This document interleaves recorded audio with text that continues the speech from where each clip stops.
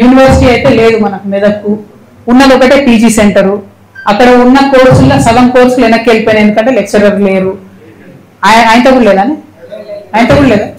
3 కోర్సులు నడుస్తున్నాయి PG centre, అది కూడా క్లోజ్ అయింది. మహానాయకులు ఉన్న దగ్గర ఇట్లే జరుగుతుందని నాకు ఇప్పుడే కొత్త జ్ఞానోదయం అవుతుంది.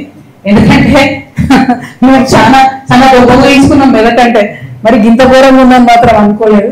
ఒక పీజీ సెంటర్ కూడా లేదు, పీజీ సెంటర్ లేదు. కాబట్టి పీజీ సెంటర్ ని మరి తక్షణమే తీసుకురావాలి. అదేవిధంగా ఇక్కడ జోన్ ఏదైతే ఉందో సిరిసిల్ల జోన్ లో ఉన్నాం మనం. దీంతో హైదరాబాద్ లో వచ్చే ఏ ఉద్యోగానికి కూడా ఇక్కడ యువతి యువకులకు అవకాశం వస్తలేదు. కాబట్టి హైదరాబాద్ కి కూతవేటి దూరంలో ఉంది. కాబట్టి ప్రభుత్వం ఆలోచన చేసి మరి చార్మినార్ జోన్ లో మెదక్ నర్సాపూర్ కలపాలని చెప్పి నేను డిమాండ్ చేస్తా ఉన్నాను. అదేవిధంగా ఇందాక అన్న చెప్పినట్టు ఎక్కడ కూడా ఒక్క హాస్టల్ కూడా సొంత భవనం కనిపిస్తలేదు. మెడికల్ కాలేజ్ ఇచ్చిరు ఇక్కడికి, అందులో 100 సీట్లతో ఇచ్చిరు.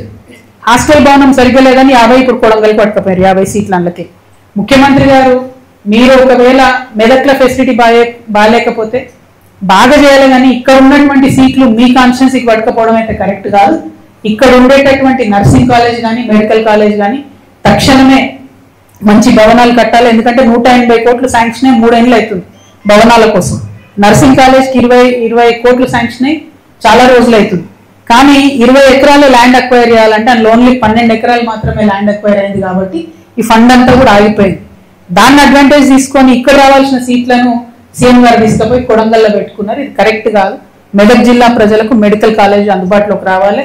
అయితే ఈ లోపల ఇవన్నీ సగం సగం చేసిన పనులు కాబట్టి ఏం జరిగిందంటే ఆ హాస్పిటల్ని టీచింగ్ హాస్పిటల్ చేసి ఇప్పుడు అది నా గర్కానా ఘాట్కా అన్నట్టు అయిపోయింది. అటు ఫుల్ టైం హాస్పిటల్ కాదు, ఇటు పిల్లలు నేర్చుకునేటటువంటి పరిస్థితి లేదు. సో మెదక్ జిల్లా ప్రజలకు చాలా ఇబ్బందికరంగా మారింది. అదేవిధంగా ఉపాధి అవకాశాలు చూసుకున్నట్టయితే చిన్న పెద్ద ఒక 300-400 కంపెనీలు ఉన్నప్పటికీ కూడా మెయిన్ చెరుకు ఫ్యాక్టరీ మూతపడ్డది. కాబట్టి పెద్దగా అవకాశాలు లేకుండా పోయినాయి ఉపాధి అవకాశాలు అని చెప్పి ఇక్కడ ప్రజలు భావిస్తూ ఉన్నారు. నిన్న మెదక్ పట్టణంలో నాకు బతుకమ్మలు బోనాలతో వెల్కమ్ చెప్పడానికి వచ్చిన ఆడపిల్లలు, ఒక ఆడపిల్లను దగ్గరకు వచ్చి, నాకు అడ్వాంటేజ్ ఉంటుంది, ఆడపిల్లలందరూ నా దగ్గరకు వచ్చి హత్తుకొని మాట్లాడుతుంటారు. పాప మా అమ్మాయి వచ్చి నాకు సీక్రెట్ చెవులేస్తుంది, అక్క మేము 200 మంది ఉన్నాము, కుట్టు పని నేర్చుకున్నాం, ఏదైనా చిన్న కంపెనీ పెట్టేవా ప్లీజ్ అని నన్ను అడుగుతున్నాను.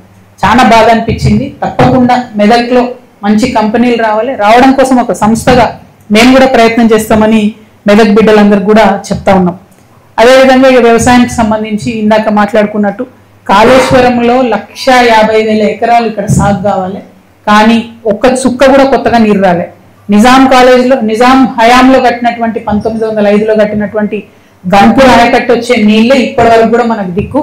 ఒక్కటంటే ఒక చుక్క నీరు కూడా అదనంగా హరీష్ రావు గారు ఇరిగేషన్ మంత్రిగా ఉన్నా కూడా రాలేదు. ఇది చాలా దారుణమైనటువంటి పరిస్థితి. అదేవిధంగా చాలా మంది రైతులు చెప్తా ఉన్నారు, సరే వీళ్ళు ప్రాజెక్టులు కడుతున్నారు, చాలా అంటే ఆలోచించదగ్గ విషయం. ప్రాజెక్టులు కడతా ఉన్నారు, కానీ ప్రాజెక్టులు కట్టి నీళ్ళు ఇస్తే రైస్ ప్రొడక్షన్ పెరిగితే కనీసం గోడౌన్ ఎక్కడ కడతలేరు, ఆలోచన కూడా చేస్తలేరు. మళ్ళీ మేము ధాన్యం అంతా ఎండబోసుకోవాలి, ఎండబోసే పరిస్థితి లేదు, వాన కొడితే మొత్తం మునిగిపోయే పరిస్థితి ఉందని చెప్పి చెప్తా ఉన్నారు. కాబట్టి మరి దానికి సంబంధించి కూడా ఆలోచన చేయాలని చెప్పి నేను డిమాండ్ చేస్తా ఉన్నా.